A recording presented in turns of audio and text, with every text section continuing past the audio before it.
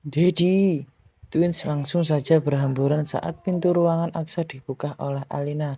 Kedua bocah itu berebut memeluk sang Dedi yang tengah sibuk memeriksa laporan. Aksa tertawa kencang.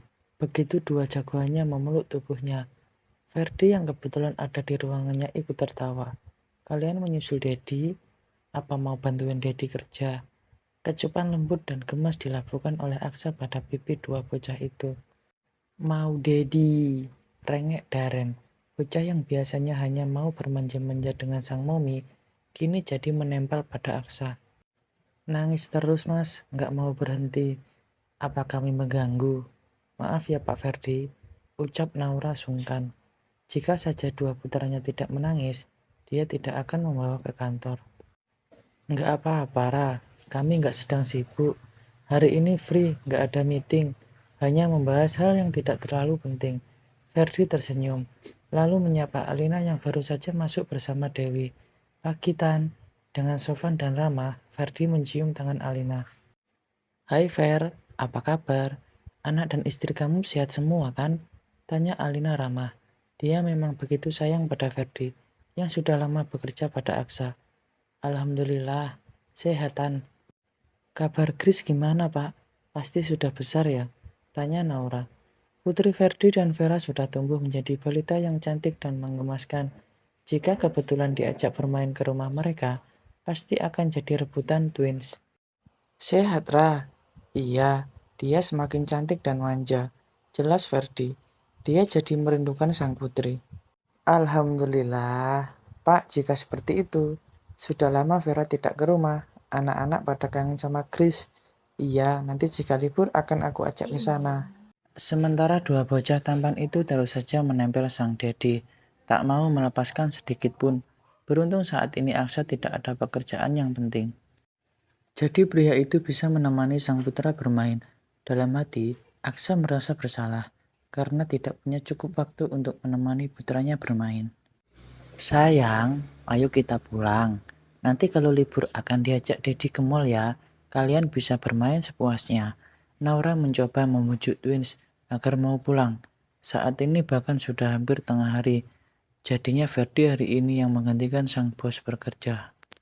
Dedi mau ajak halan-halan. Mata bola Daniel menatap Aksa, seakan meminta penjelasan. Aksa menggaruk tengkuknya, lalu menoleh kepada Naura dan Alina. Dua wanita itu kompak melotot padanya. Seketika Aksa merasa gentar. Kadang dia berpikir siapa sebenarnya yang anak dan yang menantu. Kenapa Aksa merasa jika dirinya itu anak pungut? Iya sayang, nanti saat Dede libur kita jalan-jalan ya. Sekarang kalian pulang dulu ya, bobo siang.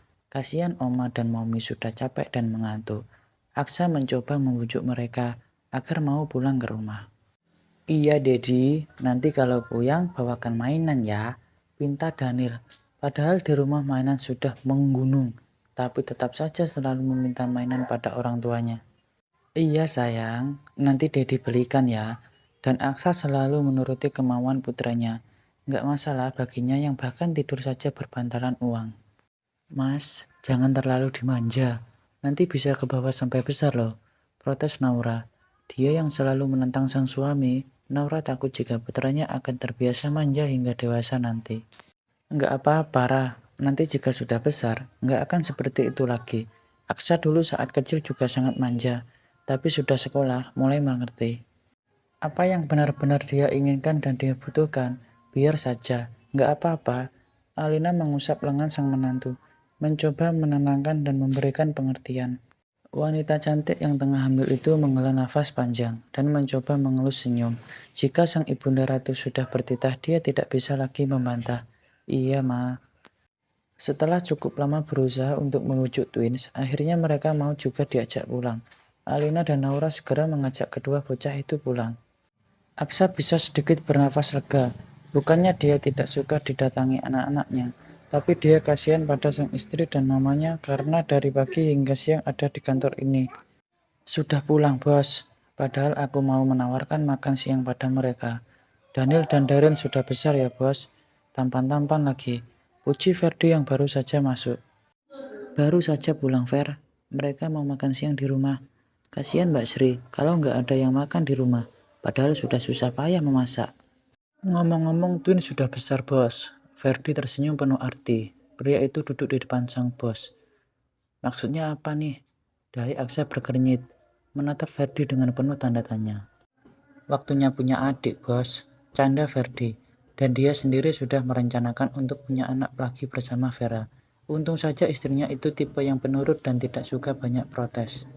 Oh, sudahlah, Aksa mencepik. Maksudnya, bos?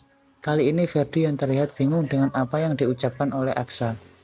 Katanya Tunis waktunya punya adik. Ya memang sebentar lagi akan punya adik. Istriku sedang hamil, Fer. Jelas Aksa. Dia menyandarkan punggungnya ke belakang sembari tersenyum manis. Rasa bahagia seketika memuncah di dalam dadanya. Wah, selamat ya, bos. Tokcer juga sih, bos. Ferdi tergelak kencang. Dalam hati dia berjanji akan segera punya anak lagi seperti Aksa. Ferdi tidak mau ketinggalan dari Aksa. Thanks, Fer. Jadi beberapa hari ini istriku bertingkah laku aneh. Ternyata tengah mengandung adikku. Ucap Aksa penuh rasa syukur. Beruntung Allah masih baik dan melimpahkan dia anugerah yang bertubi-tubi. Memang wanita saat hamil itu tidak mudah ditebak ya, bos, apa maunya. Dan kita sebagai pria harus dituntut selalu peka dengan semua keinginan mereka. Kadang aku menyesal, bos, kenapa dulu tidak mendalami ilmu kebatinan agar bisa selalu membaca apa yang diinginkan istri. Kelakar Ferdi setengah curhat sebenarnya. Aksa tergelak. Dia pikir apa yang diucapkan oleh sang asisten ada benarnya juga. Dia sendiri juga tidak bisa membaca apa keinginan Naura. Dan lebih sering sang istri mengambek dan marah jika dia tidak bisa menuruti keinginannya. Benar juga apa yang kamu katakan, Fer. Coba sepil guru ilmu kebatinan yang canggih, Fer. Biar kita bisa berguru. Aksa terkekeh geli. Siap, bos. Kamu sendiri, apa sudah berencana untuk menambah anak?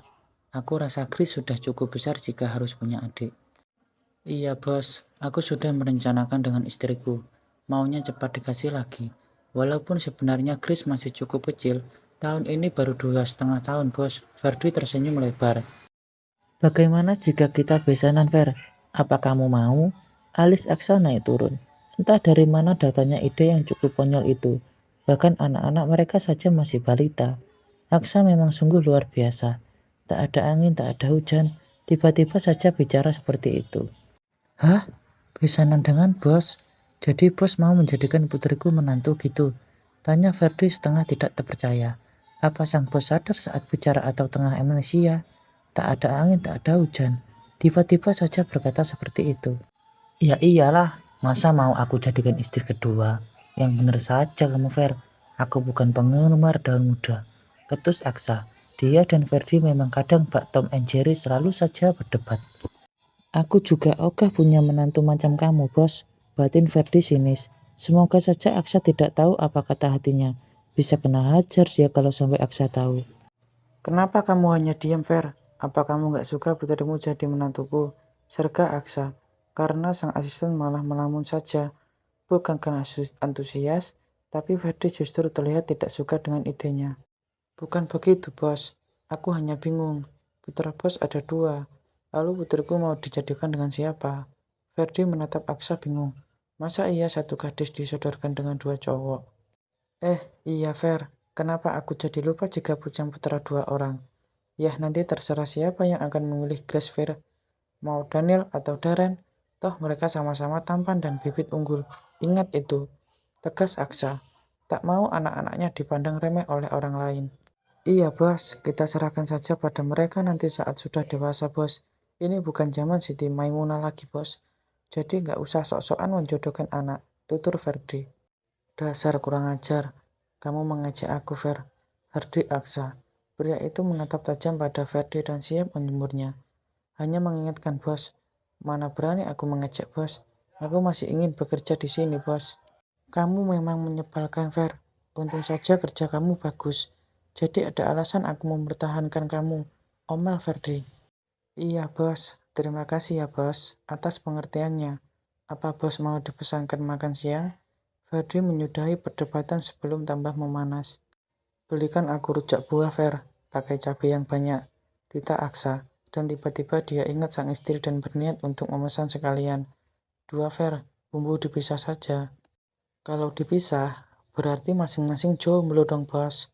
Ferdi tergelak kencang, dan satu buah pena melayang ke wajahnya. Aksa memang terlalu pintar dalam urusan lempar-lempar. Pluk, aduh bos, untung nggak kena mata, protes Ferdi. Makanya jangan bercanda jika ada orang tua bicara. Baik mbah, Ferdi berlari bak anak kecil meninggalkan sang bos, karena sudah pasti Aksa akan kembali melempar sesuatu padanya.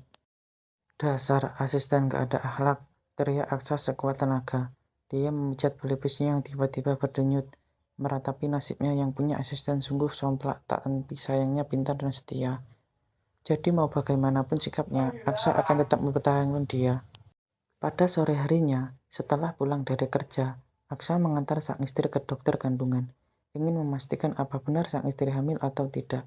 Walau sudah memeriksa menggunakan tes pack, tetap saja masih ragu jika belum mendapatkan kepastian dari seorang dokter. Alhamdulillah Yayang, semua sehat. Aksa tersenyum menatap sang istri yang duduk di sebelahnya. Mereka sudah berada di dalam mobil dan membawa kembali pulang. Iya mas, aku juga nggak menyangka akan diberikan anugerah secepat ini. Setelah ini stop ya mas, kita sudah ada 3 anak yang sehat dan lucu.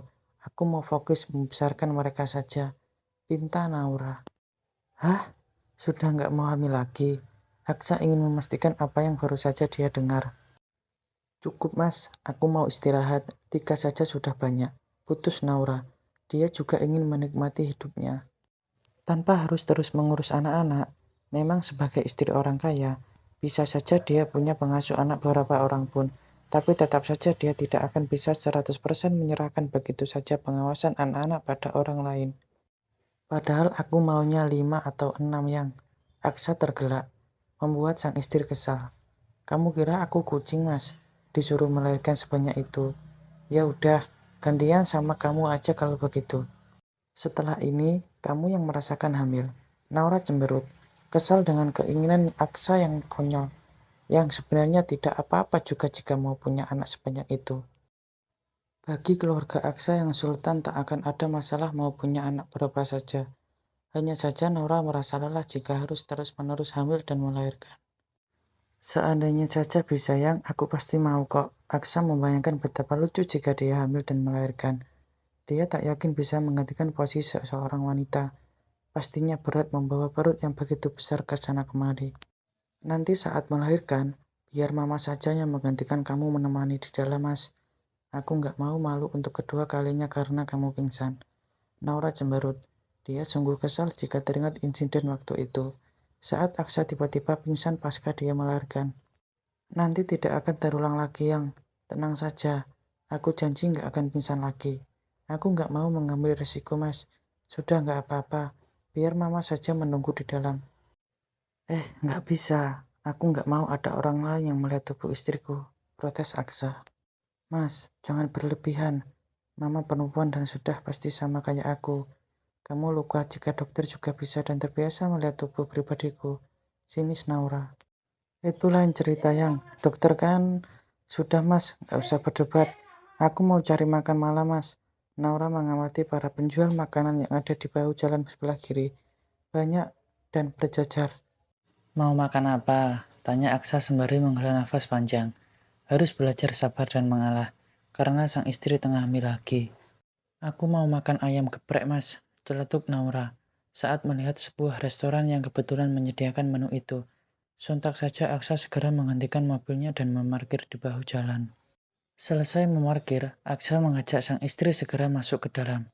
Kebetulan cukup sepi, hanya ada beberapa saja yang ada di tempat makan itu.